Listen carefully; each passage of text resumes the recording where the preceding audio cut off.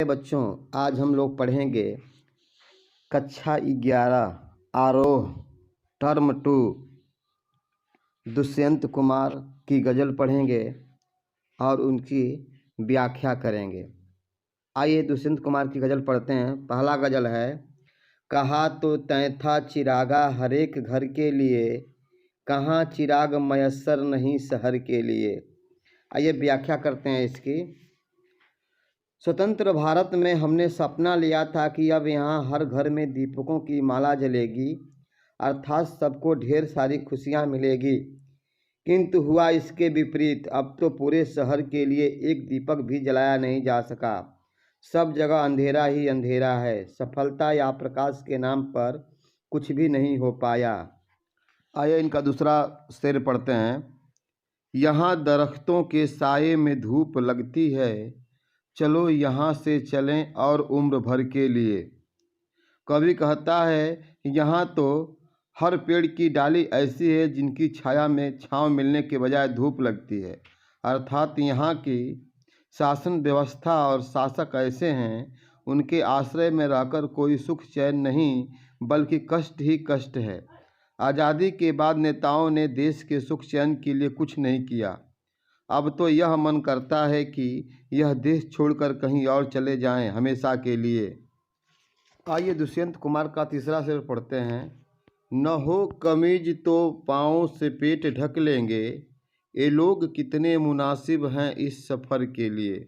आइए इसकी व्याख्या करते हैं। भारत के लोग इतने दीनहीन और दबे कुचले हैं कि वे कभी अपने अभावों का रोना नहीं रोते। उन्हें पहनने के लिए कमीज न मिले तो अधिकारों के लिए संघर्ष नहीं करते, बल्कि अपने पाँव को सिकोड़ कर अपना पेट ढकने की कोशिश करते हैं।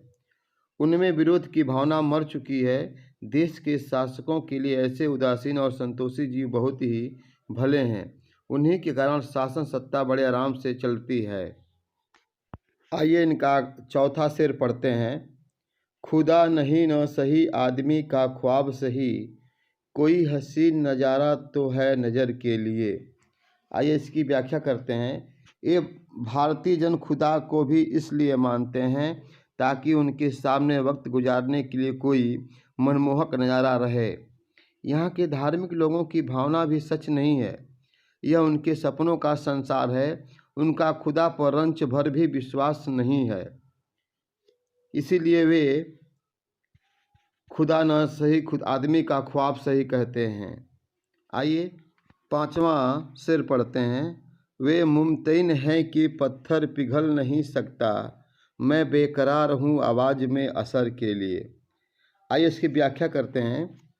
समाज का शोषित पीड़ित वर्ग पूरी तरह यह विश्वास किए बैठा है कि सत्ताधारी लोगों के दिल पत्थर के हैं, उनमें कोई दया सहानुभूति या संवेदना नहीं है। परंतु मेरा विश्वास है कि आवाज़ में असर हो तो सत्ताधारी भी पिघल जाएंगे। इसलिए मैं दुखियों पीड़ितों की आवाज़ में असर भरने की कोशिश कर रहा हूँ। इसमें दुष्यंत कुमार ने लोगों के अंदर एक उमंग और जोश भरने का कार्य किया है शेर के माध्यम से। आइए छठा शेर पढ़ते हैं। तेरा निजाम है सिलदे जुबान शायर की, ये एहतियात जरूरी है इस बहर के लिए। कवि कहता है कि सत्ताधारियों की शासन व्यवस्था तभी सुरक्षित रहती है जबकि शायर लोग चुप रहें, वे व्यवस्था के विरुद्ध आवाज़ न उठाएं। उनके शासन के लिए यह सावधानी जरूरी भी है, परंतु दूसरी ओर हमें भी जमाने में उचित बदलाव लाने की आवाज़ अपनी बुलंद करनी चाहिए और उठानी चाहिए, ताकि समाज का विकास हो सके और समाज आगे बढ़ सके। आइए सातवां शेर पढ़ते हैं। जिए तो अपने बगीचे में गुलमोहर के तले, मरे तो गैर की गलियों में गुलमोहर के लिए। कभी कहता है कि हमारा यही धर्म बनता है कि अगर हम अपने बगीचे में जिए तो इसी गुलमोहर के लिए जिए, और गैर की गलियों में मरे भी तो गुलमोहर के लिए मरे। आशय यह है कि समाज कल्याण ही हमारा धर्म है, हम इसी के लिए जिएंगे और इसी के लिए मरेंगे।